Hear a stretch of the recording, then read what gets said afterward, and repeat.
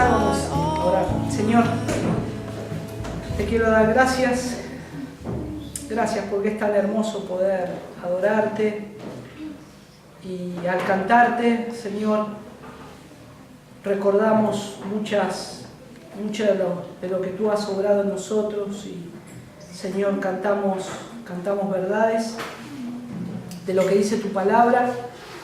Ayúdanos siempre, no solo en este lugar, en este momento que estamos todos reunidos a adorarte, sino toda la semana en nuestros hogares, al levantarnos, al acostarnos, con nuestra familia, con nuestros niños, con nuestras esposas, a cantarte y adorarte, Señor, y poder celebrar que verdaderamente, Señor, tú has resucitado, estás vivo, Señor, y tú reinas por la eternidad, Señor. Gracias. Gracias, Dios, por enviar a tu Hijo Jesucristo. Gracias por librarnos de la muerte, por darnos vida cuando estábamos muertos, incapacitados de llegar a ti. Tú nos diste vida y hoy vivimos para tu gloria y para que tu gloria se manifieste y seamos, como dice tu palabra, olor fragante en todo lugar. Señor, ayúdanos a ver este tema hoy. Te rogamos que podamos abrir tu palabra con expectativa, con reverencia y que podamos salir de este lugar meditando en tu palabra, Señor. Gracias, Padre. Gracias por poder usar, Señor, este vaso frágil. Señor, me encomiendo a ti, Padre, en el nombre de Jesús. Amén. Disciplinas para el ministerio familiar. Hoy es el domingo pasado. Pepe estuvo compartiendo acerca, bueno, también el mensaje acerca de la familia en general y el deber, ¿no?, de unos con otros, del amor, del esposo, de la esposa. Y esto, hermanos, es un tema que a veces nos gusta estar tocando porque creemos que es necesario que sepamos, que prestemos atención a muchas cosas de lo que nos dice la palabra de Dios y también que nos podamos enfocar a cómo es que nosotros debemos vivir una vida piadosa. Podemos ser muy piadosos acá dentro de estas cuatro paredes, cuando estamos entre hermanos, vivimos piadosamente,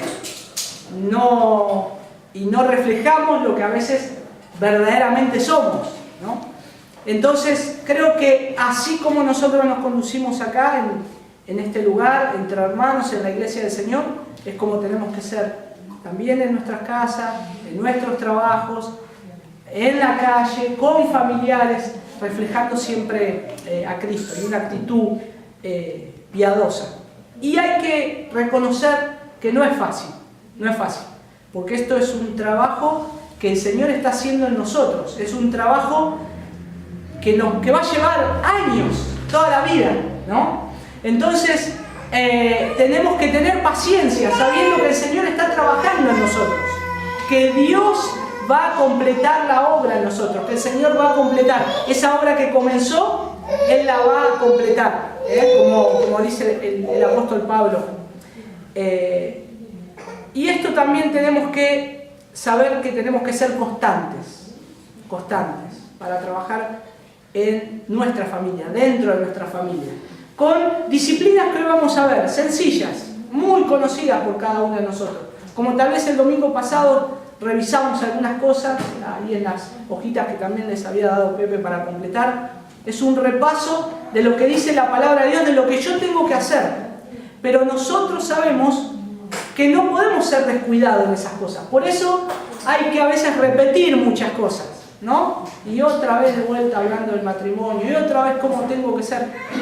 Es bueno, como le decía, el apóstol Pablo les decía, para mí no me es molesto repetir estas, no es molesto repetir estas cosas y a ustedes les va a hacer bien. Entonces creo que esto a veces lo escuchamos muchas veces, pero hay un momento que a veces como que nos hace un clic y decimos, ah, mira, yo no me había dado cuenta de esto, yo no estoy prestando atención a esto. Mirá lo que me está diciendo la palabra de Dios y pongo la atención en eso. Entonces, es muy importante para todos, para los que estamos casados, para los que se están por casar, los que van a formar una familia, las abuelas que hay acá, para saber cómo tienen que aconsejar a las más jóvenes y a su vez cómo es un hogar verdaderamente, porque sabemos que venimos de trasfondos que no vivimos una vida piadosa, no tuvimos la gracia o la bendición de tener un hogar donde fuimos criados con la palabra del Señor desde el nacimiento. Y entonces en estas cosas nosotros tenemos que estar poniendo atención y tenemos que estar trabajando. Entonces para formar esta disciplina, para el ministerio familiar, me gusta mucho tomarlo como un ministerio, al ministerio familiar, porque encuentro en la palabra de Dios que desde Génesis es lo primero que Dios instituye, ¿no? La familia. Entonces podemos ver que Dios no instituyó primeramente la predicación expositiva, o el ministerio para las mujeres, o el ministerio para hombres, la iglesia en sí, el conjunto, sino que es la familia. Entonces Dios arranca con ese diseño, con la familia, y es el diseño original de Dios, desde el principio de la creación. Entonces, esto nosotros tenemos que tomarlo como un trabajo, es un ministerio de toda la iglesia, la familia, es el lugar donde yo tengo que evangelizar a mis hijos que todavía no conocen al Señor, donde tengo que discipularlos, donde tengo que discipular a mi esposa, donde tengo que orar, donde tengo que aprender la palabra de Dios. Tenemos tantas cosas para hacer en el hogar. Y aun cuando estamos solos, ¿sí? Las hermanas que están solas, bueno, en el caso de mi mamá, mi tía, ya las hermanas, Gladys y Elsa también, mucho trabajo también, ¿no? Para meditar en estas cosas, para trabajar, no para lamentarse y decir, uy, lo que no hice con mi esposo, uy, todo esto que no hice, no, es para hacer ahora, para darle gracias al Señor que nos está iluminando los ojos y para prestar atención a estas cosas y para aconsejar y también para vivir una vida piadosa, porque hay gente que habla de ustedes también. Ustedes son vistas por el barrio, por familiares, y entonces es muy lindo poder llegar a ser hermanas como la abuela de Timoteo, por ejemplo, o su mamá, ¿no? La abuela instruyó a Timoteo, la mamá también lo instruyó, entonces que puedan ser mujeres que puedan crecer en esto.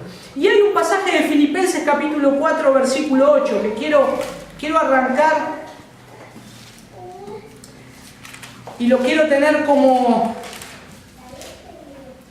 algo que es un puntapié inicial, podríamos decir, para ver cuál es el objetivo de la disciplina que yo tengo que tener para el ministerio familiar. Dice Filipenses 4:8, por lo demás, hermanos, acá está hablando a todos, a toda la iglesia, todo lo que es verdadero, todo lo honesto, todo lo justo, todo lo puro, todo lo amable, todo lo que es de buen nombre, si hay virtud alguna, si hay algo digno de alabanza, en esto pensad. Lo que aprendisteis y recibisteis y oísteis y visteis en mí, esto haced, y el Dios de paz estará con vosotros. ¿Qué diferencia hay entre el apóstol Pablo y nosotros? Un pecador igual que nosotros, una persona que Dios estaba trabajando en su vida, una persona que el Señor estaba regenerando, estaba transformando, estaba santificando igual que nosotros.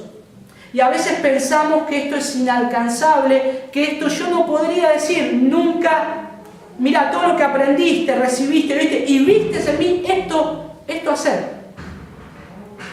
Pero todas las cosas, la lista de lo que dice arriba, todo lo que hay que prestar atención para estar viviendo una vida piadosa, todo lo que es verdadero. Y acá, hermanos, arranca con lo principal. ¿Qué es lo verdadero? La palabra de Dios. Es la base de todas las cosas.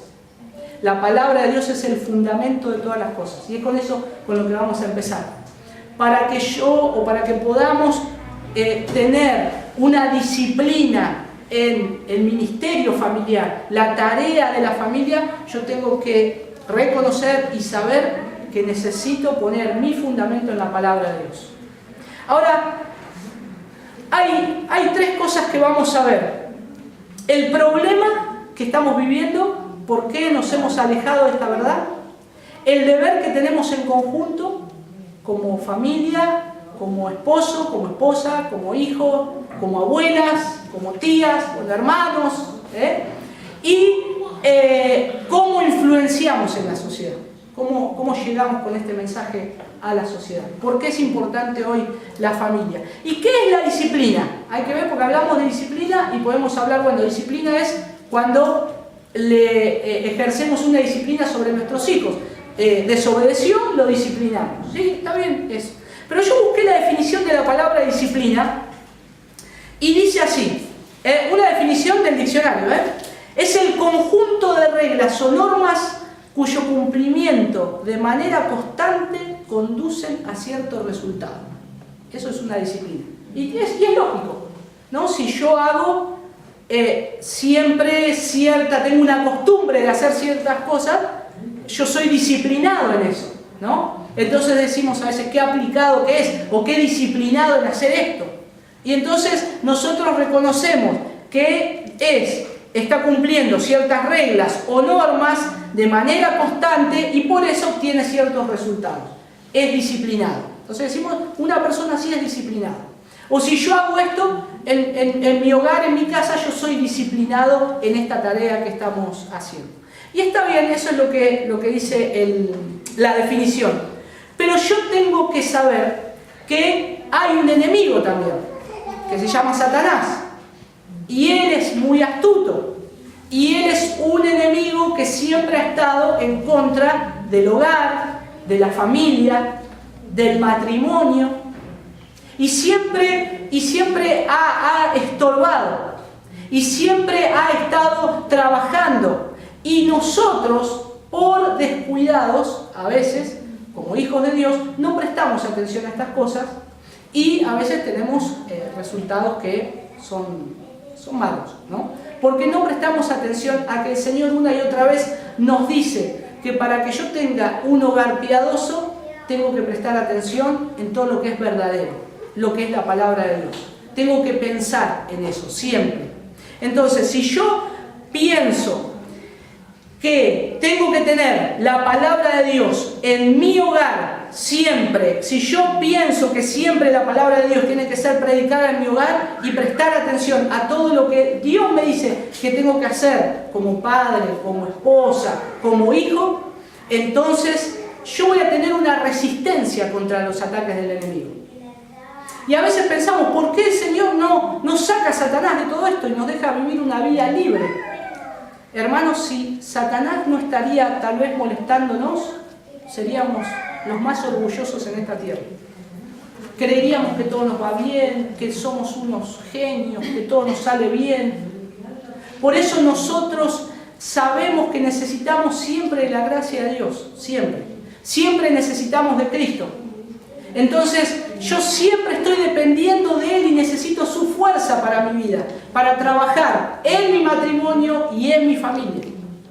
Ahora, yo tengo que tener cuidado, porque a veces pasa que, y esto lo charlábamos el otro día, cuando estaba preparando esto lo charlábamos con mi esposa, cuando a veces estamos en la iglesia y estamos estudiando la palabra de Dios y estamos trabajando dentro de la iglesia, y a veces decimos, vemos a nuestros hijos como un estorbo. Y nosotros, y eso me llevó a reflexionar en mi vida particular, ¿no? Creo que alguien dijo una vez, no hay mejor ejemplo que uno mismo, ¿no? Que se conoce tanto. Entonces, yo me miraba a mí y digo, y a veces yo le tuve que pedir perdón a Dios, porque a veces yo pensaba, si los nenes no se levantarían tan temprano, yo podría tener más tiempo de orar, de preparar el mensaje, no tener que estar a la noche. Y entonces, el estorbo, ¿no? Entonces como que indirectamente estoy diciendo, mis hijos me están molestando. Y yo me acuerdo que una vez pasó esto y me recordaba un tema, una hermana, charlando con mi esposa, le dijo esto mismo, ¿no? Con el tema siempre ponía a los hijos como excusa y que no puedo hacer esto. Y yo me acuerdo que una vez le dije a mi esposa, bueno, si nuestro hijo es un problema y no podemos hacer estas cosas, tal vez es algo que Dios nos tendría que quitar, ¿no? Bastante drástico. Obvio que alguien no quiere eso, no desea. Pero entonces ese golpe es como que nos hace reflexionar. No, el problema no es mi hijo. El problema soy yo. Lo que estoy pensando en mi corazón no está bien. No está bien que yo piense que esta persona, que mi hijo, algún regalo que Dios me dio, sea un estorbo para mi vida. Para que yo haga lo que Dios me dice que tengo que hacer. La disciplina que yo tengo que tener de orar, de leer la palabra, de estudiar la palabra de Dios, de congregarme. Entonces yo no podía echarle la culpa a mi hijo, no podía echarle la culpa. Entonces, obviamente, arrepentimiento, no ahí, perdón Señor, era una excusa, sino que yo tengo que tener cuidado de esto porque es un pensamiento antibíblico y diabólico, ¿no? Y entonces, analizándome, ¿no? No es algo que, no es una carga que yo tengo que soportar.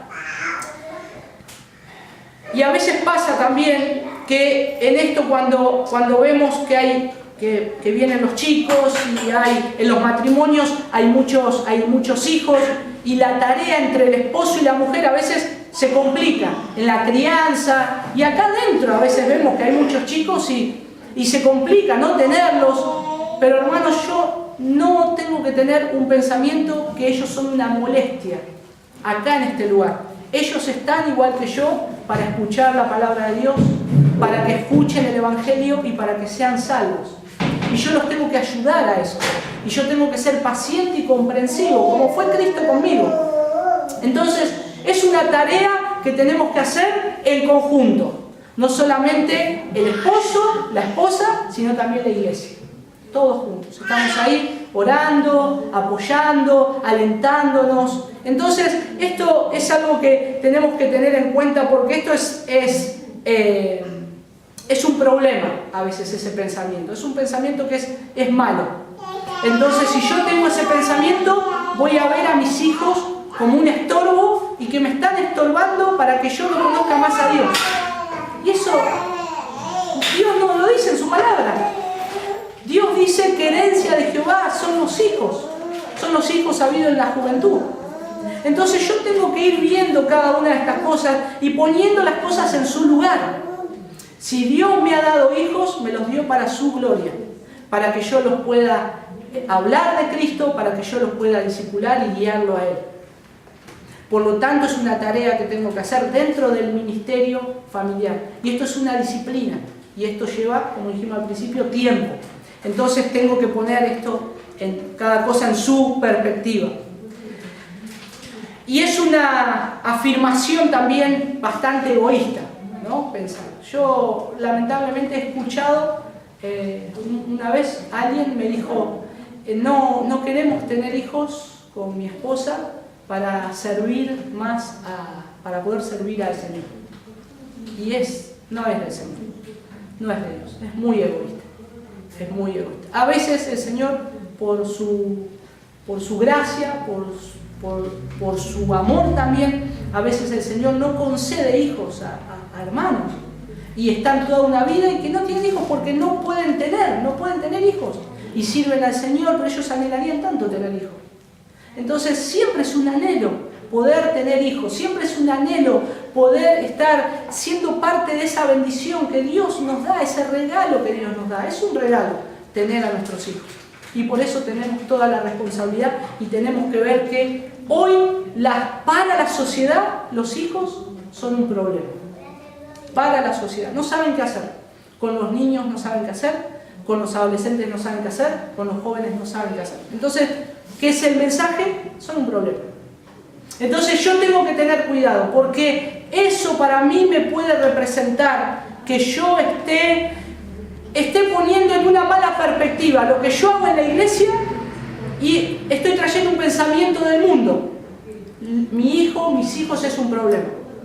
Entonces estamos esperando que llegue el momento de la reunión para mandar a los chicos atrás. ¡Ay, ya está! No molestan más. No, los chicos se van allá atrás no a molestar, sino para que alguien le hable de Cristo y que sean salvos.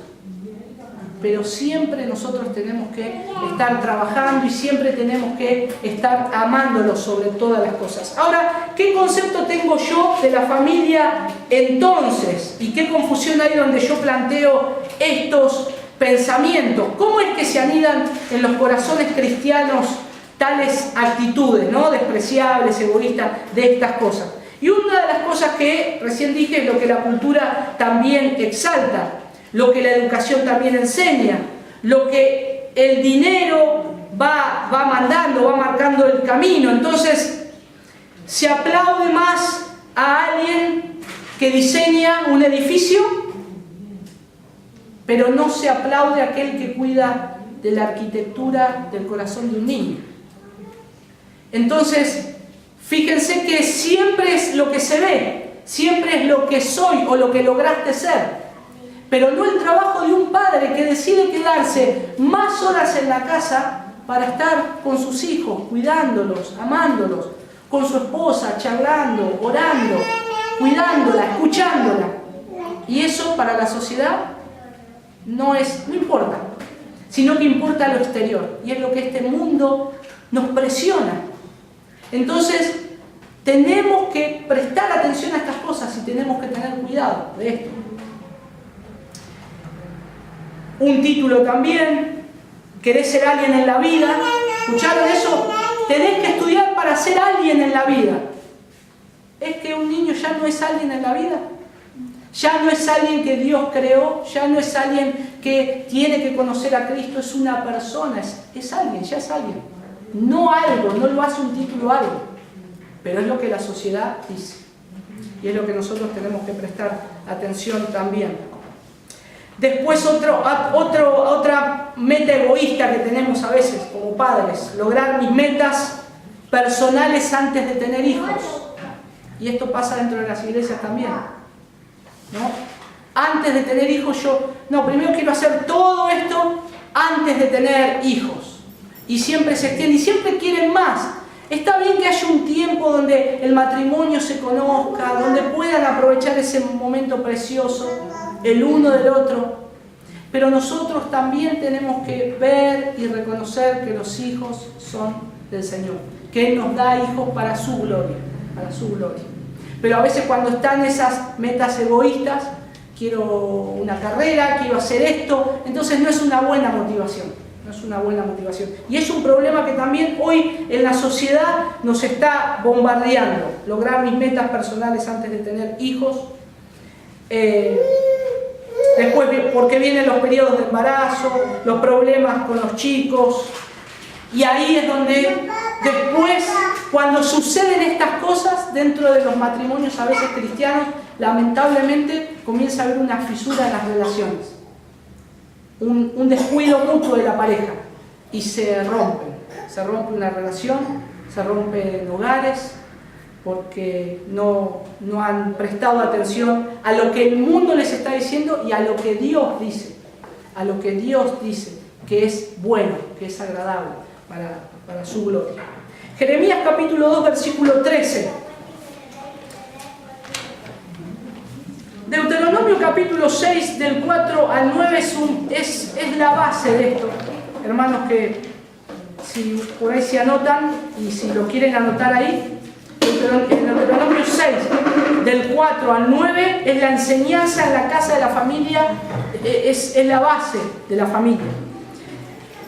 Pero quiero leer Jeremías con respecto a esto que le estoy compartiendo.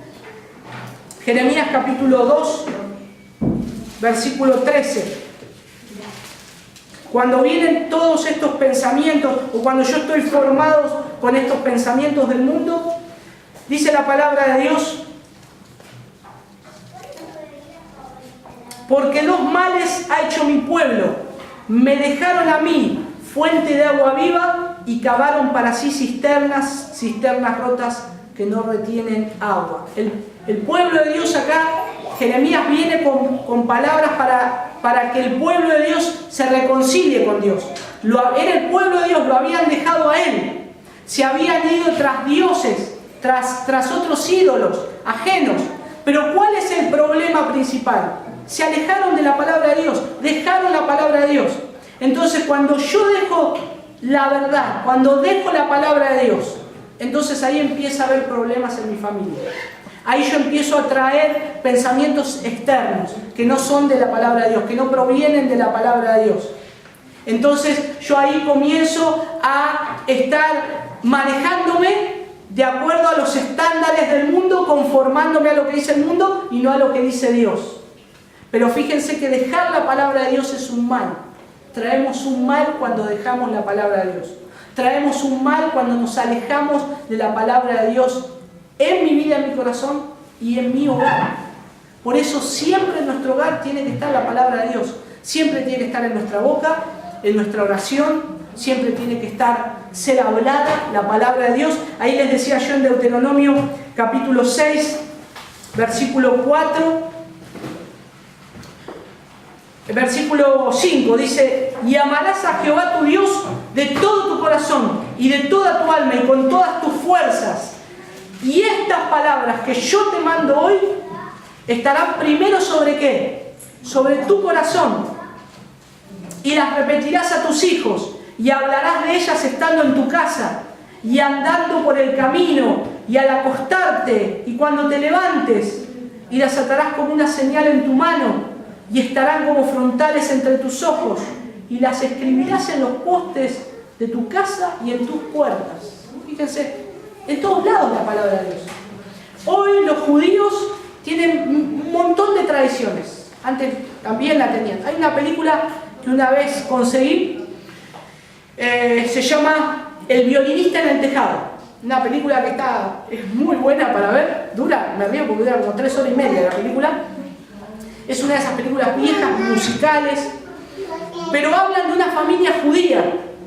Y el hombre, cuando se junta alrededor de la mesa con sus hijas y con sus hijos, hace esta oración que hacen ellos siempre.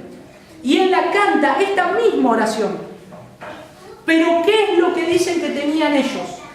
Hay un personaje del hombre que es Topol, y él dice que lo más importante de todo es la tradición. Tradition, dice el judío. No, sobre todas las cosas, no importaba la palabra de Dios, tenemos las tradiciones. Y para ellos esto era una tradición, hacer estas cosas. Pero el problema es cuando no están en nuestro corazón. Y es lo que Dios nos dice. Y que lo que te mando, estas palabras que yo te mando hoy, estarán sobre tu corazón, en primer lugar. La puedo tener en todos lados, la palabra de Dios. Puedo venir y escucharla, puedo leerla como un devocional a la mañana, porque siempre lo hice, porque lo hizo mi abuelo, lo hizo mi papá, y yo también lo hago a la mañana, a la noche, en oración antes de acostarme. Pero es tradición, no están sobre nuestro corazón. Y lo primero que yo tengo que ser, como un hombre de Dios o como una mujer de Dios, es tener la palabra de Dios en nuestro corazón, en primer lugar, en nuestro corazón. Y Dios nos manda estas cosas, nos manda. Yo te mando hoy, dice el Señor. Entonces, tenemos que volver a poner la confianza en Dios, la confianza en Dios y no en cosas pasajeras. Bueno, hasta acá nosotros vimos el problema. ¿Cuál es el problema? Ahora vamos a ver cuál es el propósito de la familia, que es el deber en conjunto que tenemos, que el propósito de la familia, el fin de la familia, el deber en conjunto es de glorificar a Dios, de glorificar a Dios. Hay el Salmo 127, versículo 3 y 5, dice: he aquí, herencia de Jehová son los hijos, cosa de estima el fruto del vientre, como saetas en mano del valiente, así son los hijos habido en la juventud. Bienaventurado el hombre que llenó su aljaba de ellos, no será avergonzado cuando hablare con los enemigos en la puerta. A veces este pasaje se malinterpreta para decir hay que tener muchos hijos, hay que llenar la iglesia, hijo, meter hijos. Pero acá lo que está diciendo es que aquellos que tienen muchos hijos, habidos en la juventud, probablemente tenga más posibilidad de que esos hijos luego lo cuiden cuando sean ancianos. Luego les sean una ayuda cuando sean ancianos. Por eso son buenos los hijos habidos en la juventud. Entonces, ahí dice que en primer lugar son herencia de Jehová, son del Señor. Entonces los padres con los hijos, el objetivo principal es glorificar a Dios. Glorificar a Dios. Yo no tengo un hijo para que sea un buen deportista o como en los dichos esos que se dicen de familia, ¿no? Este hijo me salió bueno. Con este nos paramos para toda la vida, ¿no? No tengo hijos con ese fin. ¿Cuánto me va a durar eso? ¿Cuánto mi hijo me va a poder aportar si tiene un buen trabajo, una buena profesión? En algún momento se va a cortar, se va a terminar. Yo tengo que ver que son herencia de Dios y que el fin principal que yo persigo como padre es que mi hijo glorifique a Dios para siempre. Esa es la tarea. Y eso es lo que yo tengo que lograr con mis hijos, con mi familia. Los firmantes del credo de Westminster es una confesión de fe, una de las bases de la confesión de fe más importantes en la historia del cristianismo. Declararon en consenso que el fin principal del hombre es glorificar a Dios y disfrutar de Él para siempre. ¿Y dónde comienza todo esto? Desde la Reforma, desde los puritanos. ¿Dónde ellos interpretaron que comenzaba todo esto? De la estructura familiar, de la estructura de la familia, del vínculo de la familia, del hogar, saliendo la familia demostrando que Dios es real, que hay que glorificar a Dios, que con mis hechos yo tengo que glorificar a Dios, que yo tengo que mostrar a Cristo, que yo tengo que vivir una vida santa y piadosa en mi hogar. Por eso los puritanos escribían cantidad de libros sobre la familia, sobre la mujer, sobre el rol del esposo, sobre las costumbres, sobre lo que hay que hacer. Era impresionante. Escribían hasta cómo dormir. Era algo que meditaban en todo en el Señor. Qué bueno que nosotros hoy podamos meditar en cada cosa pequeña en nuestra vida y volver a la palabra de Dios y meditar en estas cosas. Qué importante que sería para nosotros. En la familia es el lugar donde se modelan más profundamente también las personas. La crianza de nuestros hijos, nosotros también, ¿no? Y esto es un principio, que Dios es glorificado cuando sus hijos reflejan su carácter. Dios es glorificado cuando sus hijos reflejan su carácter. ¿Qué hizo Cristo, la obra de Cristo? Él estuvo mostrando quién Él era el Hijo de Dios. Hebreos 1.3, vamos ahí a Hebreos 1.3. Rápidamente.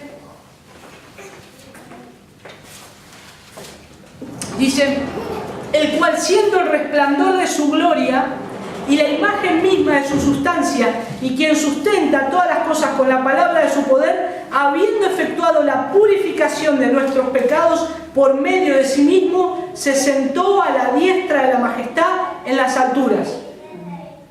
¿Qué era el Hijo de Dios? Dice, el cual siendo el resplandor de su gloria. Alguien que mostraba la gloria de Dios. Jesucristo, Él mostró la gloria de Dios. Él era el resplandor. Cristo representó perfectamente a Dios. Entonces, de la misma manera, nosotros, hombres, mujeres e hijos, pueden por la gracia divina irradiar más y más el carácter de Dios. Por su gracia, por su obra en mí, yo tengo que hacer esto que también hizo Cristo, estar mostrando la gloria de Dios. Y hermanos, la iglesia hoy acá reunida, las iglesias que están predicando la palabra de Dios fielmente, son momentáneamente un testimonio de salvación hasta el día de hoy para muchos, pero para otros de condenación. Son de condenación, porque tienen la posibilidad de acercarse a Cristo, pero no quieren acercarse. Son llamados una y otra vez con la predicación del Evangelio, lugares como estos, las puertas están abiertas para que puedan venir a Él. Y entonces esto va a representar o representa en cada lugar un lugar donde ellos van a ser salvos, donde nosotros somos salvos, o va a ser de condenación en el día del juicio. Así también cada uno de nosotros, donde estamos, en nuestra casa, en el trabajo, en el estudio, en el barrio, donde estemos, somos un testimonio de la gracia de Dios. Y somos para muchos olor fragante, para vida, aquellos que son salvos, pero aquellos que no son salvos, aquellos que rechazan a Cristo, nosotros somos el juicio. Entonces, cuando estén delante del Señor, no va a haber excusa. No va a haber excusa, porque cada uno de nosotros tal vez le ha predicado a alguien. Y nuestro hogar tiene que ser un reflejo de la gloria de Dios. Nuestro hogar hoy refleja la gloria del Señor con nuestros vecinos, con nuestros familiares, donde puedan decir, acá hay un lugar donde están adorando a Dios. Hay una predicación de Spurgeon que dice, él grafica un hogar de personas impías. Y entonces él dice, en ese hogar se escucha a una mujer gritando a sus hijos siendo los más irreverentes y revoltosos. Su padre llega borracho, insulta a su mujer, grita a sus hijos. Oh, pobres hijos, dice él, están siendo instruidos en la escuela del demonio. Dice, pero ahora ocurre algo. Un sencillo misionero toca la puerta, trae las buenas noticias, les habla del Evangelio. El padre se arrepiente y llora. El padre se convierte. Su esposa se convierte. Sus hijos prestan atención al Evangelio. Ahora miren esa casa. Ya no se escuchan más los gritos. Ya ahora se escuchan un himno y un padre levantando oración sobre sus hijos. Es precioso. ¿Y cómo nosotros anhelamos eso? ¿Cómo tenemos que anhelar eso? Que otros puedan ver eso, que otros puedan hablar y ver esas cosas en nosotros. Yo lo anhelo con todo mi corazón, que otros puedan ver a Cristo de esa manera, pueda ser un reflejo de Cristo, como el Señor lo hizo, siendo el resplandor de su gloria. Yo también pueda mostrar a Cristo de esa forma. Esta es una comisión también celestial y gozosa. Por este motivo, tanto el padre como la madre tienen la tarea más importante sobre la faz de la tierra, que es glorificar a Dios con la familia, una familia que sea embajadora de Cristo. Y esto tiene muchas implicaciones. ¿Para qué está entonces mi familia acá en la tierra? ¿Para qué yo tengo una familia acá en la tierra? ¿Para qué Dios me puso con una esposa y con hijos acá? ¿Cuál es la tarea? Si mi tarea es simplemente yo estar trabajando para estar dándole todo lo que necesita mi familia, y si mis hijos tienen que ir a estudiar y después ir a trabajar y después ¿qué? Se acabó. La tarea que tenemos como hogar y como hijos de Dios es glorificar a Dios por toda la eternidad. Por toda la eternidad. Porque esto es eterno. Esto es eterno. El pensamiento del mundo es muy corto. Es por esta vida nomás. Es hacer todo lo que quieras en esta vida, que es muy corta. Hacelo y gastate. Pero ¿para un fin qué? Para nada. Ahora nosotros entendemos que tenemos a Cristo y que nosotros vamos a estar viviendo con Él por la eternidad. Vamos a adorarle a Él, vamos a estar con Él. Entonces nuestra meta tiene que ser más alta. Nosotros tenemos que glorificar a Dios y nuestro hogar tiene que glorificar a Dios y nuestros hijos tienen que perseguir esa misma meta sublime de glorificar a Dios en todas las cosas, hagan lo que hagan, de estar glorificando al Señor. Y ahí, si mi familia existe para dar la gloria a Dios, entonces yo tengo que reconocer que hay muchas cosas que se tienen que acomodar a ese principio. Si yo tengo como principio principal, que en mi hogar, sea que viva uno solo o que vivamos 5, 6 o 7, tiene que dar la gloria a Dios. Ahora hay cosas que se van a tener que acomodar a ese principio. Hay cosas que yo voy a tener que hacer y hay cosas que voy a tener que dejar de hacer, porque hay cosas que no glorifican a Dios. Hay cosas que no glorifican a Dios. Entonces yo tengo que tener esta meta principal: glorificar a Dios, dar la gloria a Dios en mi familia. ¿Y cuáles son algunos principios subordinados a este fin principal? Como familia, glorificar a Dios, y esto es una tarea en conjunto. No la hace solamente una mujer, no la hace un hombre, la hacemos, si tenemos un matrimonio cristiano, los dos juntos, los dos, luchando y trabajando juntos. Si tenemos hijos que van creciendo en la gracia y en el conocimiento del Señor, se van acomodando a la tarea, amoldando a esa tarea. Queremos dar la gloria a Dios en nuestro hogar. Nuestro hogar quiere glorificar a Cristo.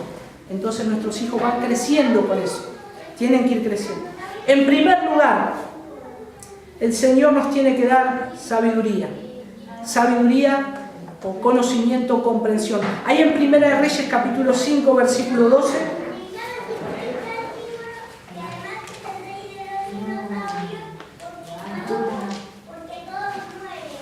Primera de Reyes capítulo 5 versículo 12. Dice: Jehová pues dio a Salomón Jehová pues dio a Salomón sabiduría, como le había dicho, y hubo paz entre Hiram y Salomón, e hicieron pacto entre ambos. Es lo que sabemos, es lo que Salomón le pidió a Dios. No me des riquezas, grandeza, dame sabiduría. Y yo tengo que ver que yo necesito sabiduría. A veces creemos que la sabemos todas, hermanos. Más como nosotros somos los argentinos, la sabemos todas de taquito, ¿no? Y no sabemos nada, no tenemos conocimiento de nada. Y por eso muchas veces metemos la pata. Entonces yo tengo que reconocer que necesito que el Señor me ayude, que Dios me ayude, y acudir a Él, acudir a Él y ver qué tengo que hacer. Y entonces, si yo haría esto, no tendría tantos problemas tal vez en mi hogar o en mi matrimonio. Entonces, yo tengo que saber que necesito sabiduría de Dios. Necesito tener un conocimiento y una comprensión de lo que Dios quiere hacer. Como esposo, también como esposas, las esposas, cómo sujetarse a sus maridos, y los maridos, cómo estar ayudando a sus esposas. Ahí en Proverbios capítulo 2, versículo 6. Tomo Proverbios porque hay muchos pasajes de la sabiduría en Proverbios. Son muy lindos, con mucha enseñanza. Y acá Proverbios capítulo 2, versículo 6 dice: porque Jehová da, ¿qué? La sabiduría, y de su boca viene el conocimiento y la inteligencia. Es Él el que la da. Es Él el que la da. Entonces yo tengo que reconocer y tengo que ir a la fuente. No la tiene la sabiduría ni Marx, ni un filósofo, ¿no? Ni un psicólogo. La sabiduría la tiene Dios, la da Él. Él es la fuente de toda sabiduría, y yo tengo que ir y acudir ahí. Esdras capítulo 7, versículo 25.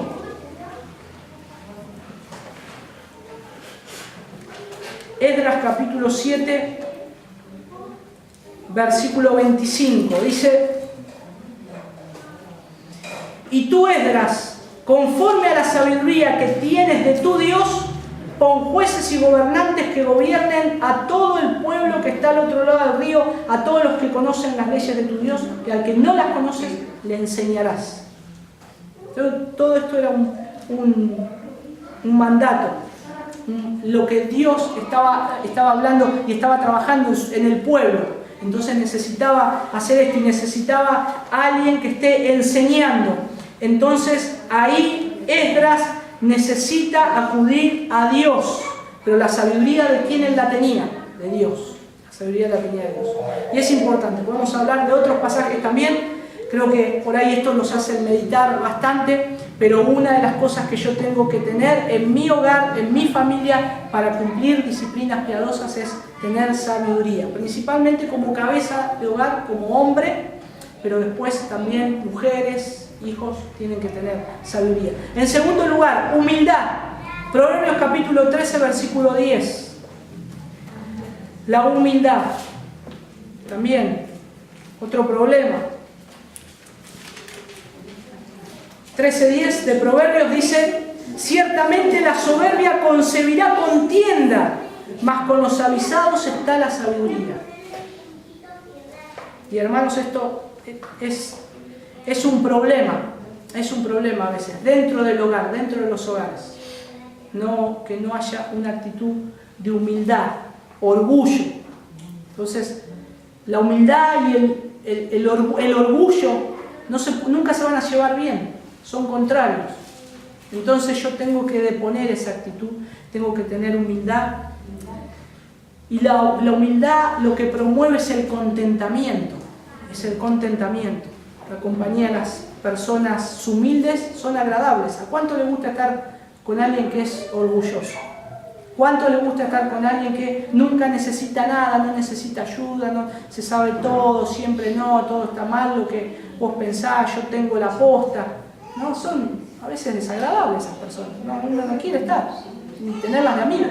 A veces lo tiene que soportar, pero no queremos, no quiero tener algo. Entonces, imagínense dentro del hogar. Entonces esto a veces trae muchos problemas, la falta de humildad. Y recordemos, hermanos, que todos los que están dentro de la familia, el esposo, la esposa, los hijos, todos merecíamos el infierno, todos, de la misma manera.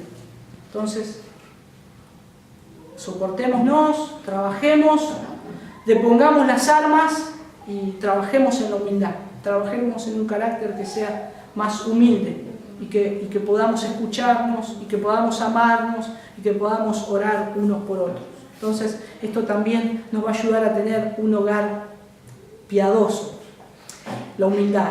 Lo tercero, la rectitud, tratarse bien. Deuteronomio capítulo 32, versículo 4.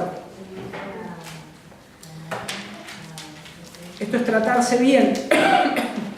32:4 dice: Él es la roca cuya obra es perfecta, porque todos sus caminos son rectitud, Dios de verdad y sin ninguna iniquidad en Él, es justo y recto. Dios es recto, porque acá está hablando de pecado. En Él no hay pecado. Él es recto, Él es justo, Él es puro. Ahora yo tengo que perseguir esta meta, andar de la misma manera, así como es el Señor, así como fue Cristo. Entonces yo tengo que perseguir esa rectitud, yo tengo que perseguir esa meta. Entonces, si hacemos esto, nos vamos a poder guardar contra los inicios del pecado. Cuando yo comienzo a ceder, cuando yo comienzo a no prestar atención y a dejar de vivir una vida piadosa, entonces comienza a haber pecado en mi vida. Y si hay pecado en mi vida, va a influenciar en mi familia y va a perjudicar a toda mi familia. Entonces tenemos que prestar atención, porque esto también es algo que dentro del hogar produce muchas dificultades. La falta de rectitud, la falta de ese enfoque de ver que Dios es recto y Dios es justo y Dios es puro. Entonces yo tengo que mirar esto, cómo es Dios y lo que Dios a mí también me exige, lo que Él me exige y lo que yo tengo que cumplir como un deber. Ahí en Deuteronomio capítulo 16, versículo 20, también hay otro texto en relación con esto. Deuteronomio 16, 20 dice: la justicia seguirás, para que vivas y heredes la tierra que Jehová tu Dios te da. Fíjense que esto está hablando de la justicia de Dios. la justicia seguirás, para que vivas y heredes la tierra que Jehová tu Dios te da. Y esto es algo que yo tengo que seguir. Esto es algo que yo tengo que seguir, su justicia, lo que Dios piensa, todo lo que estuvimos viendo, también lo que Pablo expone ahí en Filipenses, capítulo 4, versículo 8, que estuvimos viendo, todas estas cosas que yo también tengo que pensar, yo eso lo tengo que ver y prestar atención para que yo pueda vivir, para que yo viva. Y Proverbios capítulo 12, versículo 5,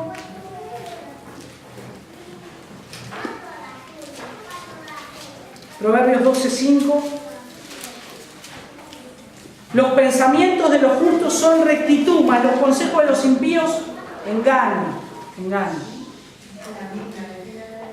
Lo cuarto y último de estos principios para mantener la disciplina de un hogar piadoso creo que es el primero, pero lo puse al final porque es la base de todo, y es el amor.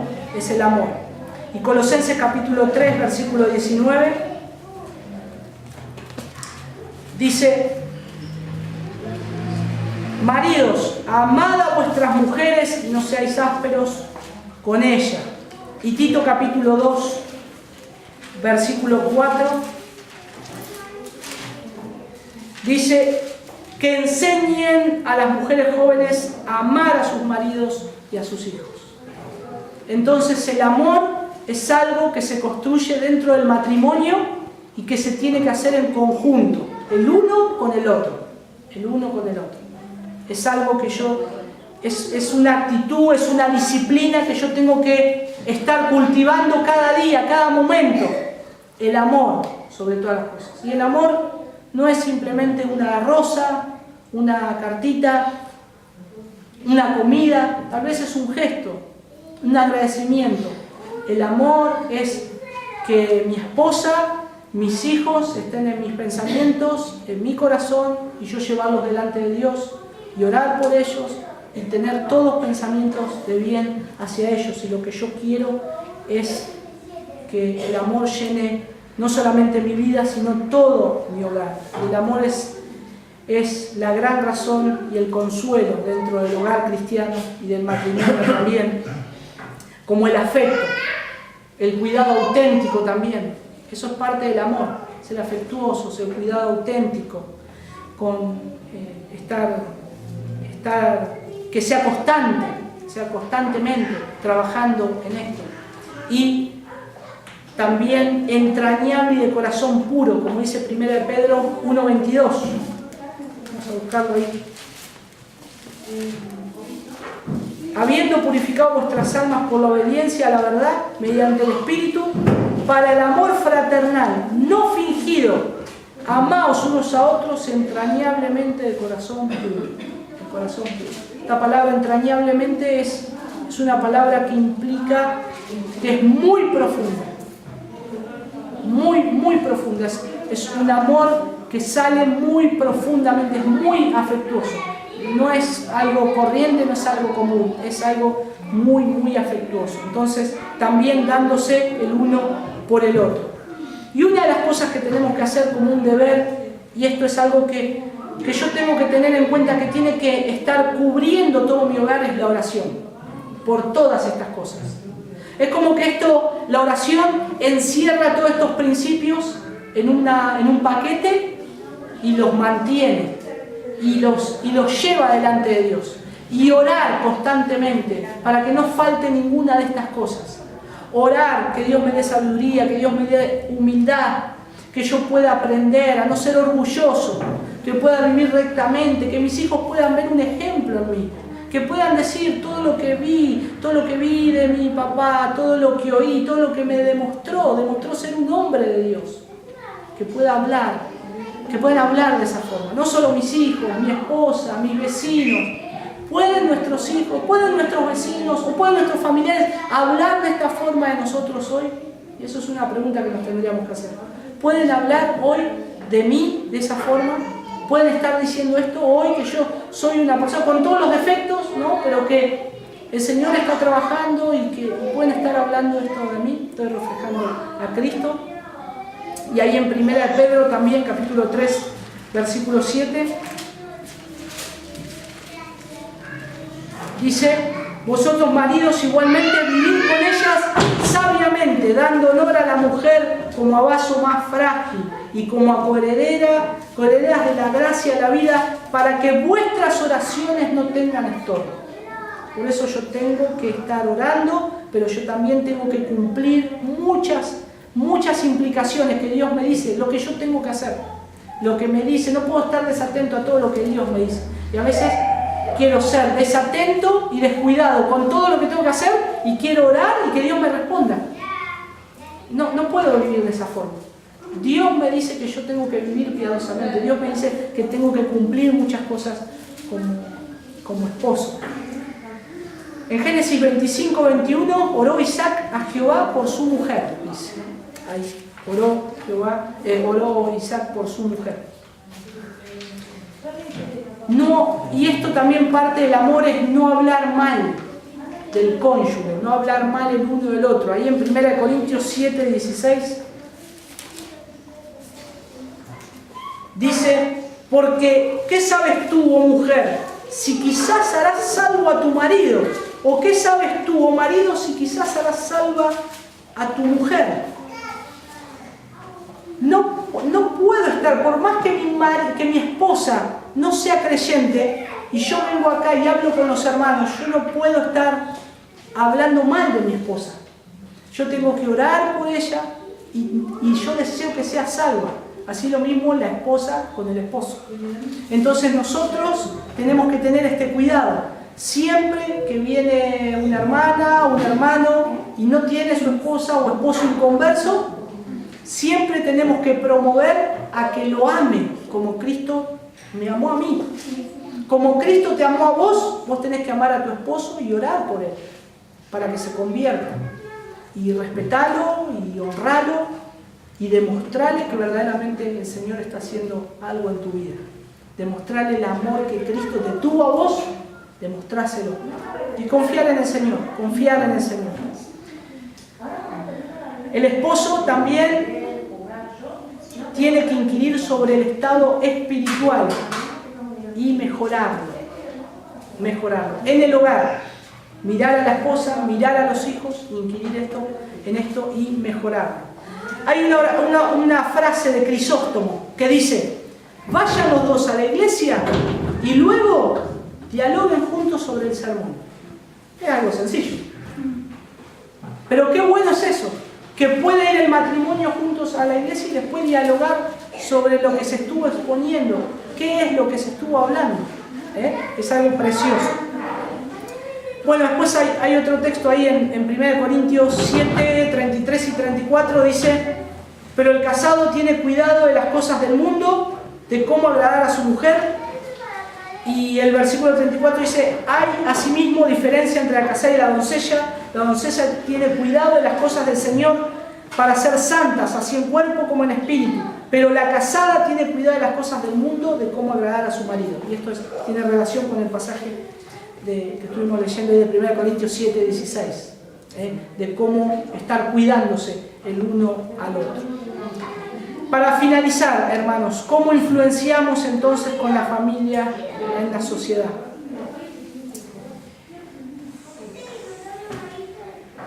Y una de las mayores cosas que tenemos que saber, que la influencia en la sociedad comienza por una persona, por uno solo a veces. Y muchas veces en la Escritura, cuando Dios quiso guiar a su pueblo en el Antiguo Testamento, buscó a una persona, siempre buscó a una persona.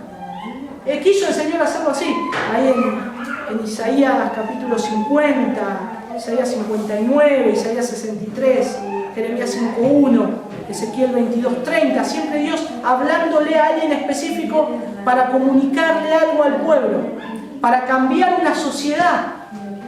Y el Señor lo puede hacer. Pero ahora, ¿cómo? No ahora yo soy uno, somos dos. Gloria al Señor. Somos un matrimonio. Pero ahora no somos dos, somos tres. O somos cuatro, si tengo dos hijos. Y somos más fuerza todavía para poder influenciar esta sociedad. Fíjense qué gracia del Señor que tenemos. de poder estar influenciando esta sociedad con la palabra de Dios y cómo podemos trabajar juntos. Entonces, qué precioso sería que como matrimonio y como familia nos podamos reunir alrededor de nuestra mesa y planificar cómo influenciar la sociedad con el Evangelio. ¿Cómo lo voy a hacer? ¿Cómo lo vamos a hacer?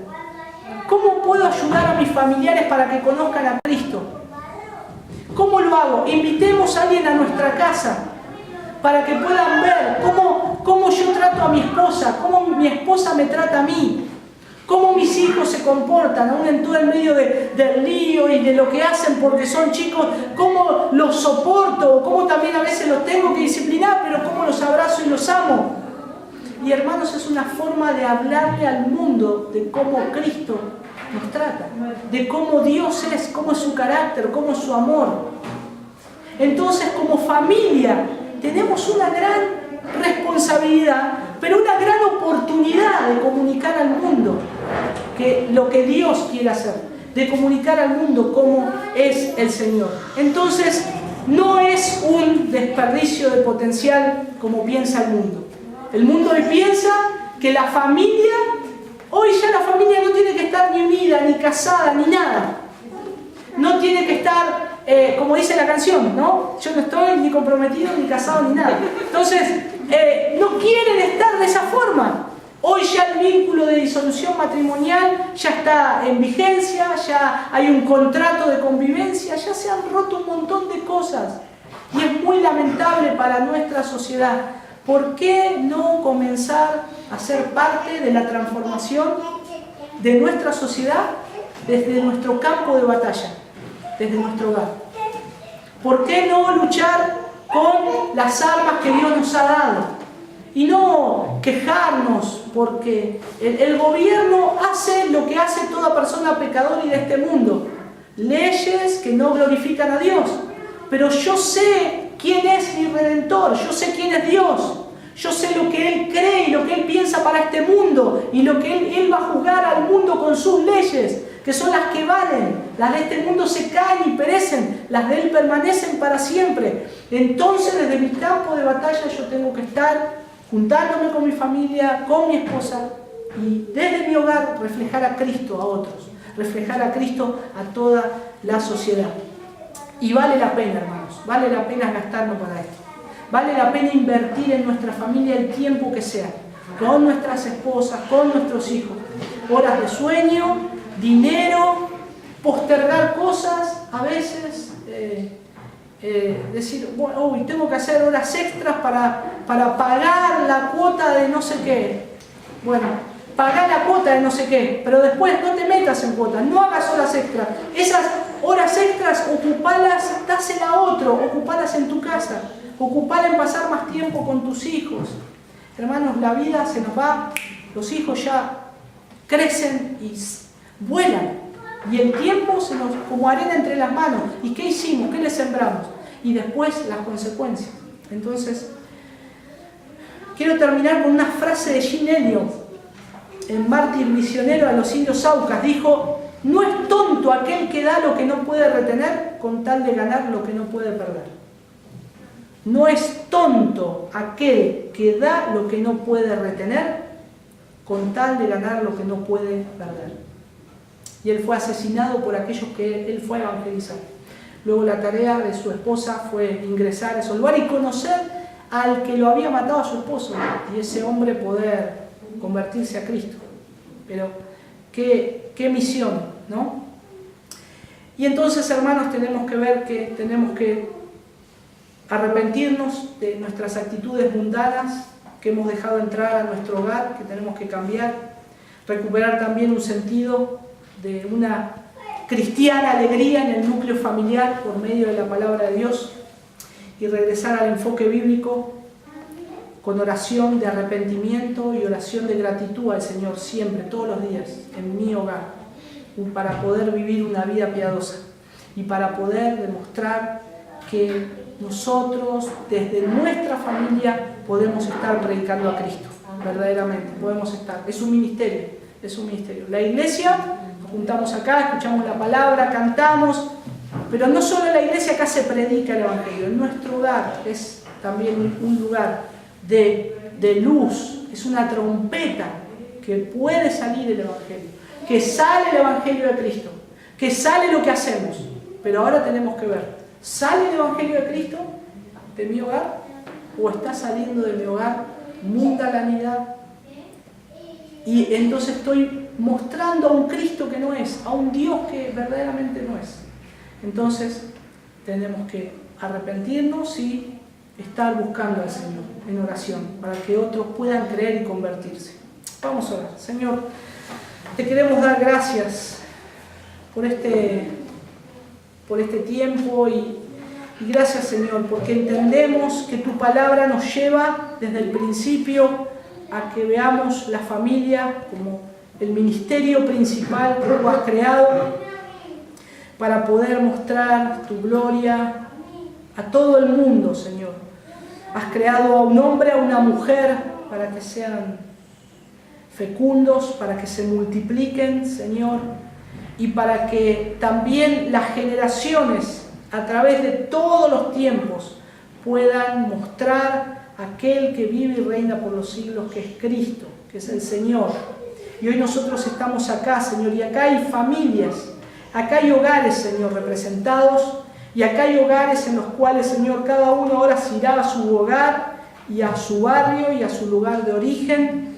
Y, Señor, estaremos reflejándote a ti. Será olor de vida y de salvación para los que crean. O, Señor, para algunos será condenación. Pero ahora queremos examinarnos a nosotros mismos, Señor. Queremos pedirte perdón por las veces que no te hemos agradado. Te pedimos perdón, Señor, porque no supimos poner atención al concepto bíblico de la familia y lo que tú quieres hacer desde el hogar. Señor, perdónanos, ayúdanos a recuperar el espacio que hemos perdido. Ayúdanos, Señor, a trabajar como hombres, con nuestras esposas, con nuestros hijos. Ayuda a las esposas, a las hermanas, a ser mujeres piadosas que reflejen tu gracia y el respeto a sus esposos, la sujeción. Ayuda, Señor, a mis hermanos más jóvenes que no han formado todavía su hogar. Y, Señor, que ellos puedan mirar y ver y orar por una esposa piadosa que te ame a ti, por un hombre piadoso que también te ame a ti. Oro por mis hermanas también solteras. Señor, que te glorifiquen a ti, Señor. Te damos gracias, Padre. Ayúdanos en esta labor como iglesia y ayúdanos a prestar atención unos con otros, Señor. Gracias, te damos gracias porque nos has dado esperanza y nos alienta, Señor. Gracias, Padre. Ayúdanos ahora a ir a nuestros hogares y a meditar en estas cosas. Te lo pedimos en el nombre de Jesús. Amén.